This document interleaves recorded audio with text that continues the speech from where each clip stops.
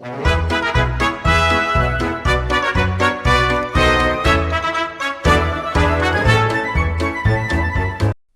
is the front page of the American Weekly Mercury, published on February 7, 1721. Today, we are reviewing the major dispatches moving through the Colonial network, reading exactly what an informed citizen would have read from this broadsheet. These reports reveal a volatile network engaged in a daily, multifaceted struggle for survival. The dispatches we will cover span the Atlantic, mapping the massive geographic scope required to sustain the empire. Our docket for this broadcast covers military fortification in Virginia, lethal state action against pirates in the Caribbean, and forced labor pipelines originating in London. These urgent, unfiltered intelligence reports capture the immediate instability of an active frontier. To understand this era, we have to look past the faded ink and see a colonial project that is fighting, violently, just to exist. We begin with a dispatch from the Virginia Assembly, where Governor Spotswood has just addressed the legislative body. He opens with political optimism, explicitly praising the colony's peace and union, and describes Virginia as a rib taken from Britain's side. But that diplomatic rhetoric is immediately undercut by his actual policy demands. Securing this peace requires immediate, aggressive military action. Spotswood issues a strict directive to expand settlements toward the high ridge of the Western Mountains. He is deliberately using these outsettlements to construct a physical, human barrier on the frontier. He specifies exactly who this barrier is meant to repel.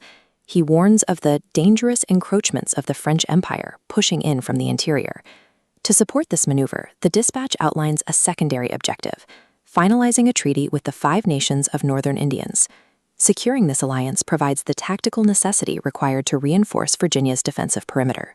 Spotswood's opening remarks claim harmony, but the specific policies reveal Virginia is effectively an armed camp, fortifying a vulnerable border against multiple threats. We shift to maritime security, with intelligence arriving from Jamaica. The report confirms the capture and execution of the pirate Captain Rackham, along with 10 members of his crew. The text notes they were not just executed, but hung in chains. This refers to gibbeting, suspending the corpses in iron cages over busy colonial harbors to serve as a highly visible, rotting deterrent to other sailors. 2 women captured with Rackham, Anne Bonny and Mary Read, exploited legal loopholes, pleading their bellies to delay execution. 9 other men are held for trial. Further down the column, a captain arriving from the Guinea coast details a far larger engagement. He reports a heavily armed British warship intercepted a 40-gun pirate vessel. The retribution was staggering. The dispatch matter-of-factly states the Navy hung up 150 pirates the next morning. This mass execution is immediately contrasted with a dispatch about the merchant ship John. Chased for 2 days by 3 Spanish ships, the John took heavy damage, losing its bowsprit and foremast as attackers aggressively attempted to board. Moving merchant goods across the 1721 Atlantic required sailing through active combat zones, leaving them constantly vulnerable to well-armed predators. These reports strip away the romance of piracy. The shipping lanes were defined by total war, where mass state-sanctioned executions were simply part of the weekly news. Finally, we examine domestic industry, beginning with a dispatch from London detailing a mass deportation. In the pre-dawn hours, authorities extracted exactly 52 malefactors, destined for forced labor in His Majesty's plantations. These convicts were pulled from Newgate Prison, the origin point of a massive pipeline feeding bodies into the colonial machine. The paper singles out one convict in particular, William Wriggleston, selected for transport after robbing the King's Chapel at Whitehall. Striking a target of that prestige guaranteed severe reprisal, making his subsequent exile a foregone conclusion. That physical labor is detailed in an update from Long Island's whaling operations. The dispatch reports a profitable season, taking upwards of 20 whales. But the next sentence lays out the grim cost. The industry lost 11 boats, 1 man killed, and some wounded. To extract raw materials for the empire, laborers were pushed into profoundly dangerous physical conditions on a daily basis. The economic engine of 1721 did not run on innovation alone.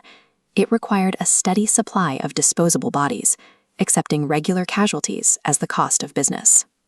Viewing these dispatches reveals the architectural blueprint of the colonial empire.